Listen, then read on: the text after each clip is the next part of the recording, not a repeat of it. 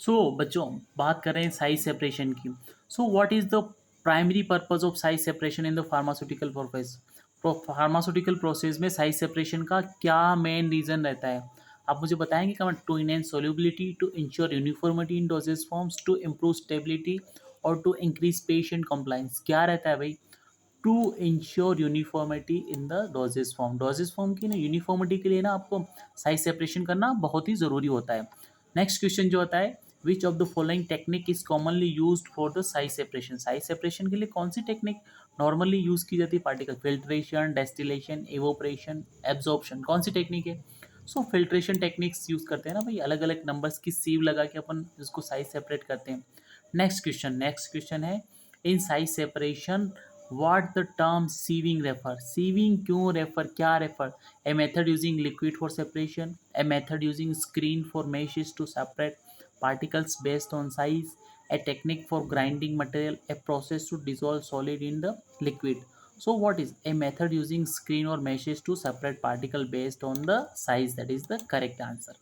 Next question, which apparatus is typically used for size separation by sedimentation? Centrifuge, tablet, microbalance, spectrophotometer का answer, क्या answer है guys?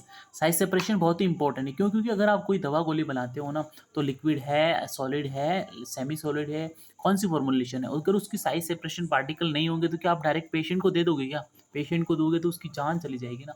What, which apparatus is typically used for size separation by sedimentation? That is the centrifuge. Centrifuge is the important chapter.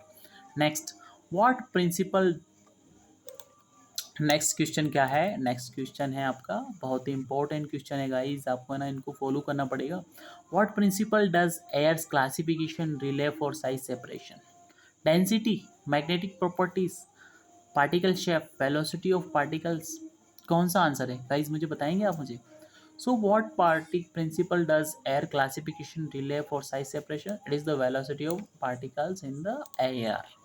Next question है आपका, which of the following method can be use to achieve size separation in a liquid suspension?